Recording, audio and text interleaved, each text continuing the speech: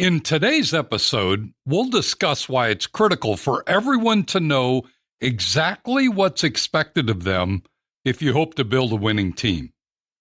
Specifically, you'll learn that most employees start with the wrong impression of what's expected of them in their current role, that you must be crystal clear on your expectations when it comes to their job performance, and there's an easy way for you to be the role model and trendsetter in this important aspect of your business. Let's get into it. Welcome to Why Business Teams Fail and How to Avoid It, a show helping small business owners build a radically engaged team that can run the business without you so you can remove the stress from owning a business and enjoy the freedom you deserve. Now, here's your host, Rich Allen. Here's my question for you this week. Does each of your team members know exactly what's expected of them in their current position? I'm looking forward to discussing this topic today. Not all topics hold the kind of opportunity for improvement that this one does, which means that if we can get to the heart of the matter here today, it will have a significant impact on the success of your business and the satisfaction of the individuals on your team. Here's why I feel so strongly about this. I find that far too many business owners fall short when it comes to being crystal clear with their team members about what's expected of them in their position or role. I'm quite sure that if you were honest with me, you'd probably agree with me. In case you doubt me, here are a few examples.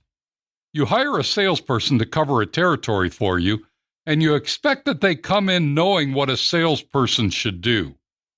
But the company they just left, where they were the number one salesperson, and the owner didn't require them to log their prospect visits or enter details into a sales CRM, or make a certain number of outbound calls each week, or coordinate their schedule with the office manager.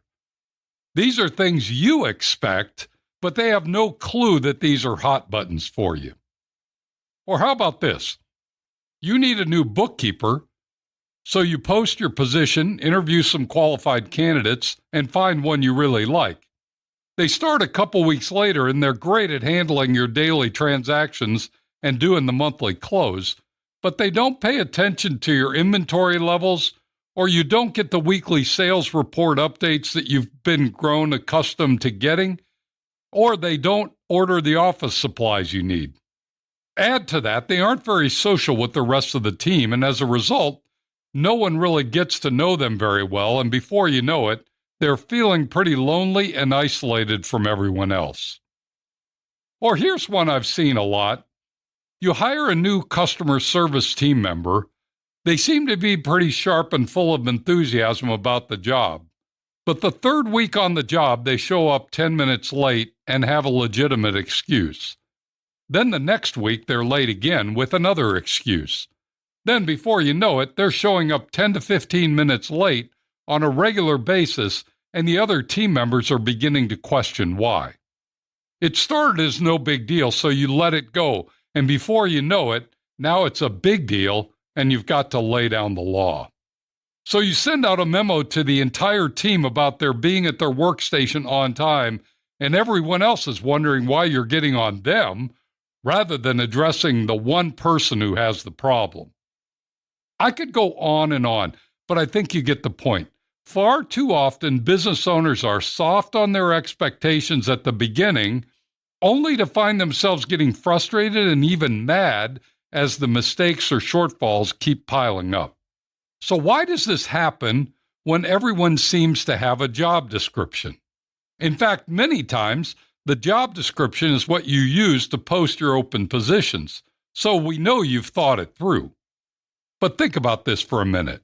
What does a job description cover? It typically outlines the major responsibilities of the position, the skills needed, and the limitations that must be met in order to be fully qualified for the position. It also includes the degrees required, the experience needed, and any certifications or licenses that someone must have for the position.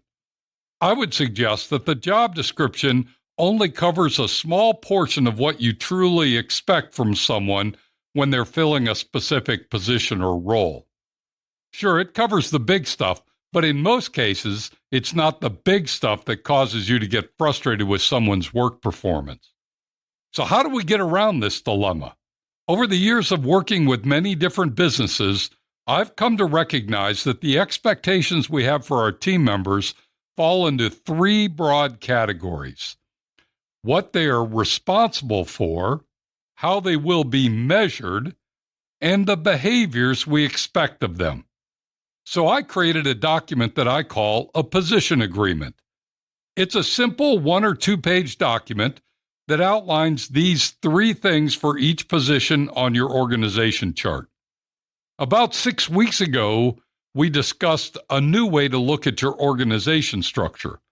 One of the fundamental principles I shared was that you should think in terms of the functions, not people, when building your organization chart. Doing this sets you up nicely for using position agreements in your business. Here's how it works. For each box in your organization chart, you create a unique position agreement. That means that every box on your org chart should have a single, simple document that outlines what this position is responsible for, how this position will be measured, and the behaviors required to be successful in this position. When you're doing this, I recommend that you start with the top box on your org chart. Yes, that's probably the one that you are in. If you're the president or CEO or general manager, you should start this exercise by completing your position agreement first. Just like everyone on your team needs to know what they must do to be successful in their position, you need to be thinking about what you must do to be successful as the leader of your business. That means you are responsible for some things. That means your success is measured by some things, and there are specific behaviors that you must embody to be successful in the top position of your business. Trust me, if you do this for your position first, you'll see how critically important it is to do it for every position in your business. After completing yours, I recommend you share it with the rest of your team and allow them to put together the first draft version of their own position agreement. If you've done yours well, they'll pick up on your lead, probably add some measures or behaviors that you missed, and you won't be stuck thinking, how am I going to get all this done when I'm already too busy? Then all you need to do is review their work, make a few edits, and presto, you've got clear expectations for every position in your business. And now you're ready for the last step in the process. At the bottom of each position agreement, you simply add a place for the team member to sign it. I recommend you add the words, "I accept the responsibilities, duties, measures, and behaviors assigned to this position," above their signature line. Because they helped write it, or even if they didn't, they now have a crystal clear understanding of what's expected of them in the role that they've been assigned. If someone's filling more than one role, they should have more than one position agreement. Each position is unique, and the expectations of each position should be clearly unique from others. I'll put a bow on this by saying that if you want your team members to be 100% in alignment with your expectations and desires for them, this position agreement approach will do the trick nicely. I've never had anyone balk at the idea. In fact, I've found that employees find it refreshing to know with clarity what it will take to win. Let's use this opportunity to allow them to feel great about their work, and our customers will be the ones who get the benefit. So here's your homework assignment for this week. Start with the top position in your business and write down specifically what that position is responsible for, how that position will be measured, and the behaviors that someone in that position must demonstrate on a daily basis. Once you complete the top position, use that as a guide and invite your team members to create their own position agreement. Then, take some time to edit and refine their work before asking them to sign the document. Once it's signed off, you can give them a copy, post it, and file it. Once it's done, you'll only need to make minor edits as your business grows and expands. As we wrap up today's podcast, let me leave you with these simple thoughts on how to communicate crystal clear expectations for everyone on your team. Number one, don't assume that everyone knows what's expected of them. They probably would be wrong if you asked them.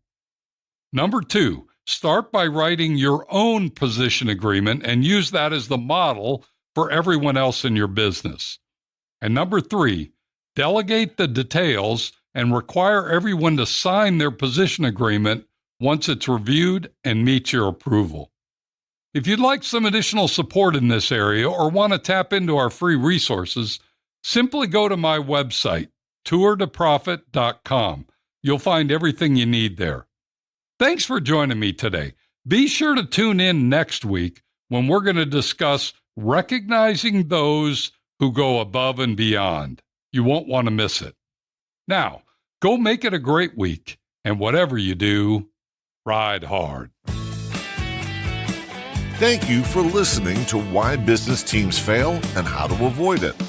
Make sure to like, subscribe, and tell your friends so you don't ever miss an episode. Now go make it a great week, and whatever you do, ride hard.